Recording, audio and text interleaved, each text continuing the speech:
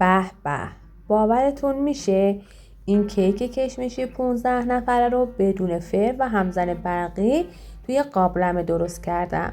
بهتون قول میدم اگه مثل من بار اولت باشه که این کیک رو درست میکنی، کیکت همینقدر یک دست بف کنه بدون اینکه خمیر بشه یا کشمش هاش بسوزه. تا آخر ویدیو با من همراه باش تا تمام راز و رمزهای پختش رو تو قابلمه بهت بگم. درود دوستان، به کانال کیونو خیلی خوش اومدید. برای کیکمون به 3 لیوان آرد قنادی نیاز داریم. پیمانه من برای تمام مواد همین لیوان فرانسویه، چون حجمش با پیمانه استاندارد شیرینی پزی برابره. برای اندازه گیری هیچ وقت لیوان رو توی ظرف آرد فرو نکنید. با قاشق آرد رو بردارید بریزید توی لیوان تا آرد فشرده و سنگین نشه. تخم مرغ 4 عدد که باید نیم ساعت زودتر از یخچال بیارید بیرون تا کاملا همدمای محیط بشه. 1.5 لیوان شکر، 1 لیوان ماست که حتما باید شیرین و پرچرب باشه و همدمای محیط. 1 لیوان هم روغن مخصوص پخت و پز داریم که باید بدون بو باشه تا طعم کیکمون رو خراب نکنه. کشمش پلویی 1/3 لیوان که میتونید بیشتر هم بریزید. فقط اگه کشمش ها رو شستید باید بذارید کاملا خشک بشن تا کف قابلمه نرن. مغز گردو به دلخواه خودتونه، فقط گردوها رو به اندازه 1 نخود خرد کنید، چون اگه بزرگتر باشن ته‌نشین میشن، اگه هم خیلی ریز باشن توی کیک گم میشن، در واقع زیر دندون بیان.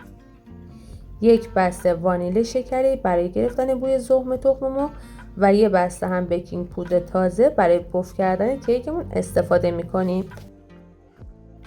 برای شروع بیکینگ پودر رو به آرد اضافه میکنیم. با قاشق خوب هم میزنیم. آردمون رو باید 3 بار الک کنیم. من 2 بار اینجا الک میکنم. بار سوم وقتی میخوام به مواد اضافهش کنم. همین اول کارم یه مقدار از این آرد رو کنار میذارم. حالا جلوتر باهاش یه کار مهم داریم.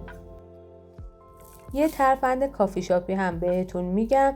تو همین مرحله 1 قاشق چایخوری پودر هل یا دارچین به آردتون اضافه کنید که طعم کیکتون رو فوق‌العاده عالی میکنه.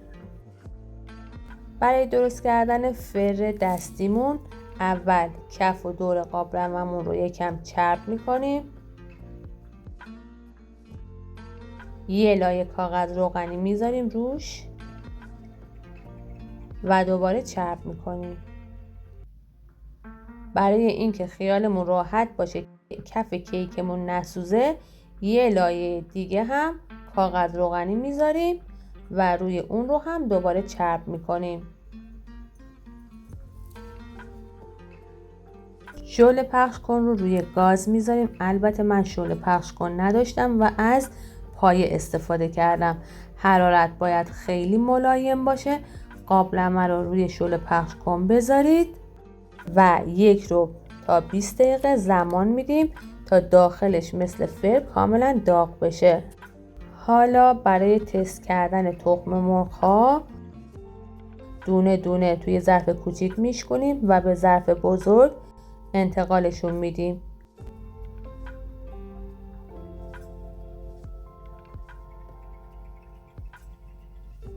یک و نیم لیوان شکرمون رو هم اضافه میکنیم. 1 بسته وانیل شکریمون رو هم میریزیم و با همزن دستی اونقدر هم میزنیم که تخم مرغ ها کف کنه و رنگش سفید بشه.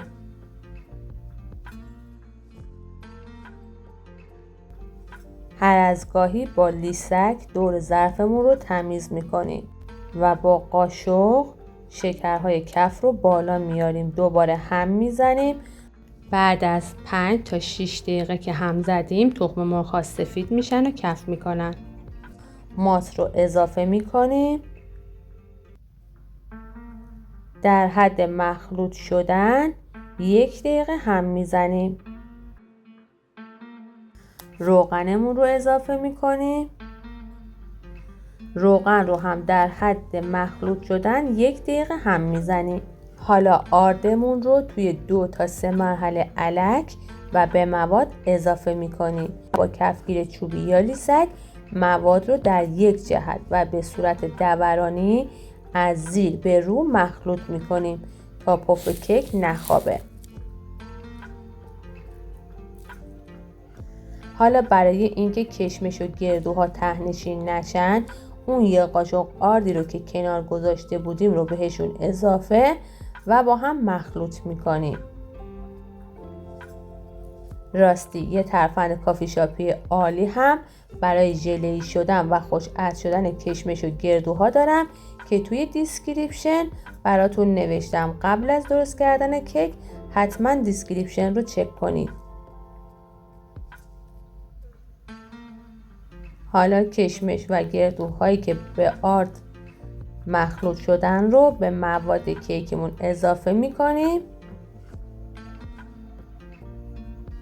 و هم میزنیم.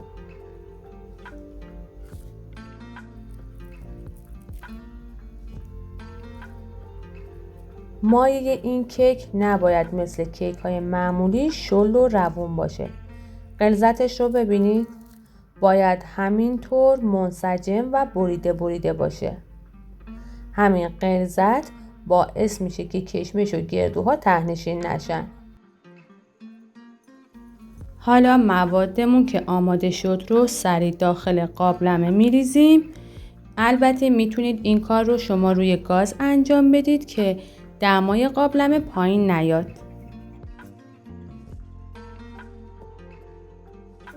قابلمه رو 1-2 بار زمین میزنیم که هوای داخلش گرفته بشه.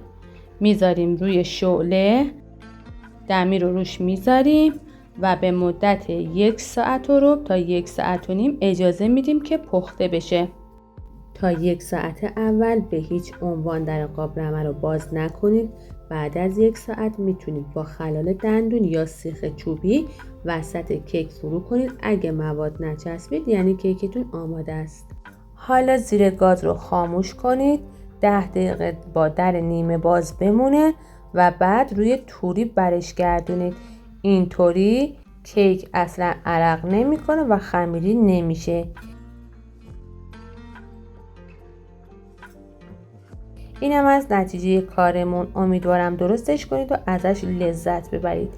دوست خوبم، اگه تا اینجای ویدیو همراه هم بودی و عضو کانال نشدی خیلی خوشحال میشم که کانال رو سابسکرایب کنید و برای انرژی دادن به من و دیده شدن ویدیو اون رو لایکش کنید. تو آموزش بعدی میبینمتون. خدا نگهدار.